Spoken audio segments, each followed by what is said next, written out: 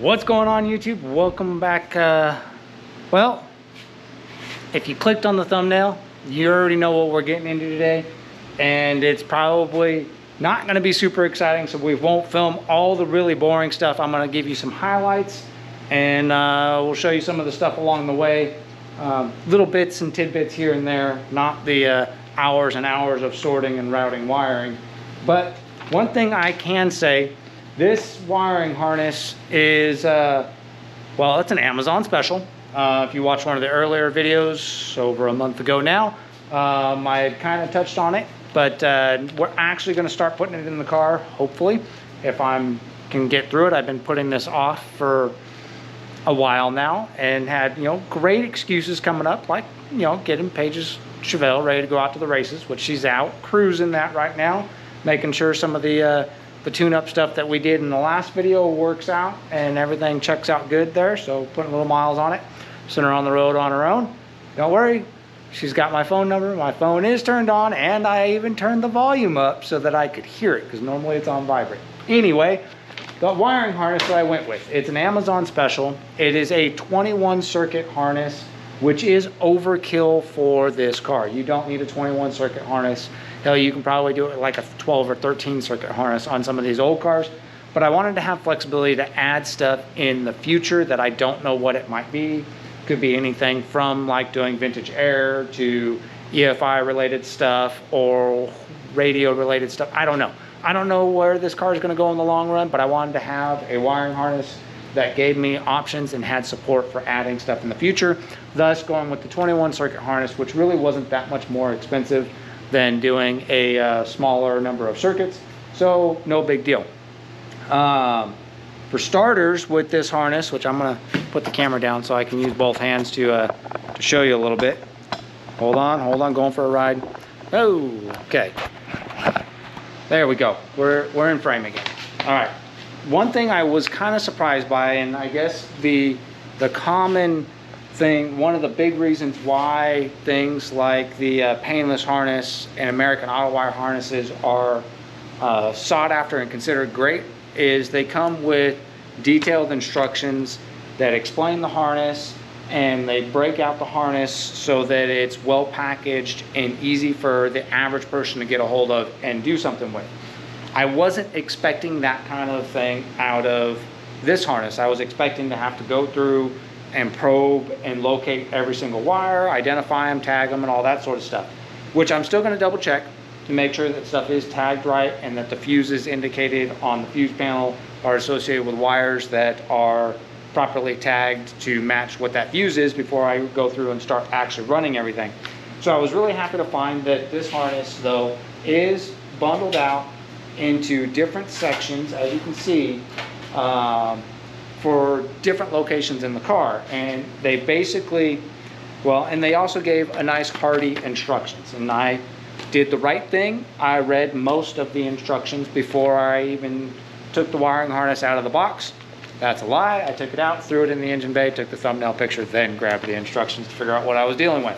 But I went through this and I looked at it, and they're not, well, put it this way, a lot of times when you get the knockoff Amazon special stuff, the China stuff, the instructions are horribly written and have horrible grammar and are really hard to understand.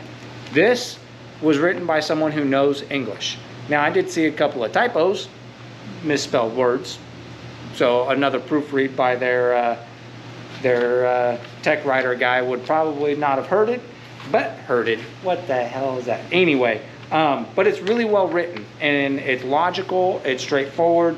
They provide excellent information, and on top of giving you a nice, well-worded set of instructions, it also provides actual wiring diagrams for multiple applications for your big three, basically your GM, your Ford, and your Mopar. Don't get me wrong, you could use this harness in any automotive application, in your foreign cars and stuff like that. It would work. You just have to do a little bit more interpretation, because the standard hot rod style diagrams for the big three might need to be modified a little bit to fit the, some of the more the non-American hot rod stuff. But the diagrams are there. They're complete, they're understandable, things are well labeled. So I was really happy to find that. And the instructions, they read really well. They make sense. So if you follow the instructions that are in here, this actually should work out pretty well. And if the wires themselves, which looks to be plenty of length where everything can be trimmed down to be an appropriate length. But if we go, if you know Chevy at all, you know that the purple wire is almost always a starter wire. Now, there's some purple wires in this harness that I'll have to look at what they're for, but just so happens that the first chunk of wire group that I got, which clearly going to be an engine bay side, grab the purple wire, and it's a, does it say what gauge it is? It should have a gauge on here somewhere. It feels like it's somewhere around a 10 gauge, just based on the thickness of it, but I don't know if you'll be able to see it in camera. Oh, let me go down. I'm running out of length there. There we go. How well? I don't know. I don't know if that's going to show up on there, but it says right here on this purple wire, which is what would be expected, ignition switch start, which means this will go down to the starter, and that's what goes from the key to the starter and make the starter do its thing. And they're all labeled that way, all of them printed. And how frequently is it printed? What's the interval between labels? It's like 4 to 6 inches between label marks, so that it's not like it's only marked with one little tag at the end. They're marked at really nice intervals. So I'm actually really pleased for this harness, which I think was about 120 bucks. We'll see if we can find it real quick while I'm still talking about it. But I got it off Amazon. It was available on Prime. I think it was about 120 bucks. Hold on, we'll find out. I'm getting there. Order history. Oh, that was the wrong thing. There we go. Oh, come on. Come on. Orders. History. Wire. Harness. Just put wire. Go. And universal 21 circuit harness. There it is. Oh, it was way cheaper than 120 bucks. There's the exact harness I got out of my order history right there. $80. All right. Which, yes, a full wiring harness for a car at 80 bucks. Yeah, it's a little questionable, but it was on Prime. So I figured worst I could do is get it, look at it, and decide whether or not it was worth even trying to mess with. And I decided that it was worth trying to mess with. I think it'll do. And I don't even know that you can buy this much wire for 80 bucks. Even if you were trying to build it from scratch, you're not buying this much wire for 80 bucks, especially in this many different colors. So included with it, like I said, it's got the fuse panel like you saw. It's loaded with fuses. It does include blinker relays. It's got headlight plugs. It looks to have headlight and tail light plugs, some other miscellaneous wire and connectors that are in this bag for different applications, different uses in the car. So it looks like it's not going to be that bad. I mean, at the end of the day, it's still wiring a car, which is never a fun thing to do. And someone who finds doing this actually fun, well, they're crazy. Something's broken. But we're going to go at it. We're going to see what we can come up with, and I'll let you know. I don't know where I'll get to on it today, but I don't know. At some point, I'll follow up with you and show you where it's at. As you can see, the first thing I did do was lay it out and separate each of the bundles so I can figure out which bundle of wire goes which direction. We'll start throwing that in the car, hanging the bundles the direction they go. Like I said, there is extra wires and extra circuits in this harness that I'm not currently going to use, but I am going to run them to different parts of the car within the bundles they're in, even if they're circuits I'm not using, because that'll give me stuff that's already there and wired in the future. I'll just make sure to cap the ends that'll be hot, or if it's something that's individually fused, pull a fuse so that it's a dead line, just extra run. So that's the plan for today. I'll catch up with you in a while and show you what kind of progress we made. Anyway, thanks for tuning in. Be sure to drop on down there, hit that like, hit that subscribe, help us out. Our YouTube channel officially monetized, which means if you are willing to, let those ads run, because that'll help us out with a few pennies here and there to help fund the projects, and it doesn't cost you anything and gives you a chance to, you know, grab a nice cold Coke or a hot cup of coffee while you're watching the video without missing any of the terribly exciting stuff that we do here in the shop. I know, that's terrible. We'll see you in a bit. It's freaking hot. 100 almost 101 in the shop, and it's only 12:30 in the afternoon, which means it's too damn hot to be out here doing what I'm doing. It's too hot to be out here, period. Well, as you can see, the wifey and her cruise was not a failure. She's here. The car made it back. All's good. I didn't have to go rescue her. So that's kind of nice. Yeah, there was video before while you were gone. Don't worry about it. Oh, that's nice. Thanks. You're welcome. Let me show you a little bit of what I did get done. And yeah, all right. So I took the harness after, well, before I did any of that, I finished taking the balance of the factory harness out of the car. This particular portion of the harness was a big part of why I replaced it. As you can see, the factory fuse box was not exactly in great condition, to include the blinker relay area, which was completely smoked, and someone added and spliced in some auxiliary one, which technically worked for the flasher relay, but it wasn't in good shape, and a lot of this is just pretty rough. And this is where someone had screwed with it along with under the under hood area.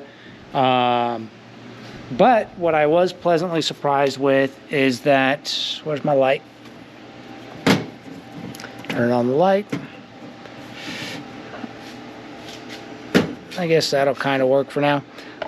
The circuit that runs the back of the car, which is run right here in this channel, is actually in really good shape. The wires are in good shape, and everything out back works like it should.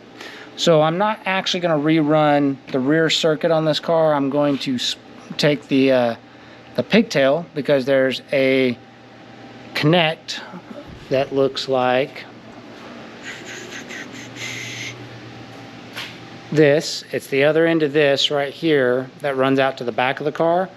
I'm going to cut this one off of here and wire this pigtail onto the new harness, which right now I have the rear section of this harness right here with the bulk of it right back there on the back seat. So that'll save some effort of having to actually run the full length of the back of the car. And I will do a little bit more checking out back, but everything lights wise was working in the back, and this looks to be in good shape. So we're planning on reusing that. All right, then we get into the fun stuff. My fuse box is just kind of hung up here right now. I don't know if you can see it. We'll flip the light around. I'm gonna have to make some sort of mount or figure out exactly how I'm gonna secure this. But for now, it's kind of up in the area where it'll live, which helps with figuring out how wires are gonna run out from this area. Then I started going through each of the bundles. I ran the engine bay bundle all out into the engine bay. And inside, I started narrowing down what's going to be used and where it's going to go. So this bundle that I've re-zip tied right here, that is all going to my headlight switch, and with the exception of the power wire for the wiper motor is also in this bundle because it's right here. And then these two wires are my oil pressure and my water temperature. Those will go here instead of up to the dummy lights in the gauge cluster, at least for now, until maybe someday when I upgrade the gauges. This bundle right here is all the indicator lights, gauge power, which one of the gauge power, the two red wires are both gauge power. One of those will probably go down to that gauge set below, but for now they're up there. I also ran the tack wire in with this bundle because I think what I'm going to do is modify the factory gauge cluster to put a tack right in the center. pretty common thing with these cars because I think it's a 3-inch tack, fits perfectly, and it's not a hard modification. So that's why I put the tack wire up there.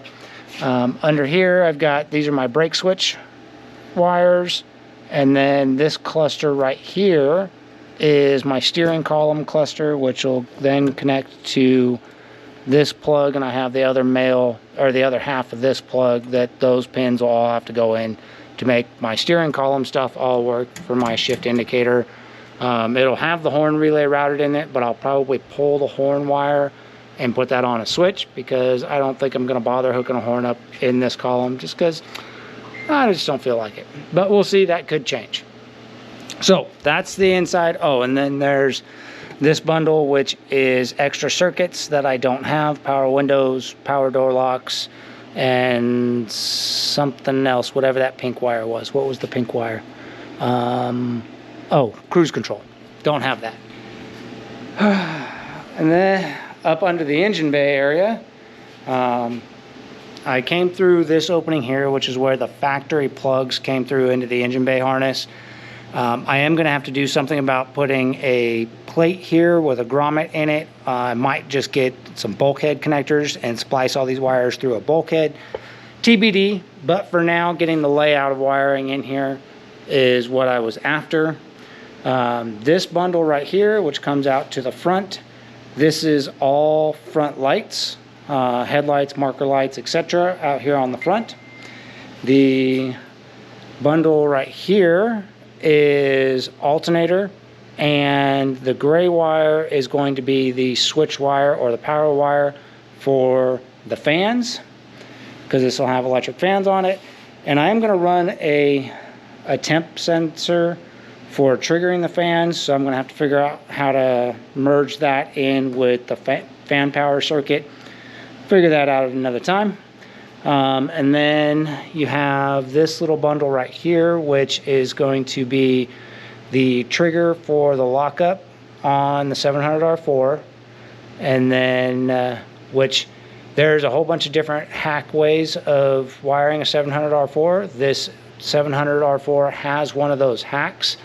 If I looked at it right, the way it's wired is that 12 volt power goes to this yellow wire, and that yellow wire is pinned onto the 4th gear position only lockup out of the 700R4, so it'll only go into lockup in overdrive.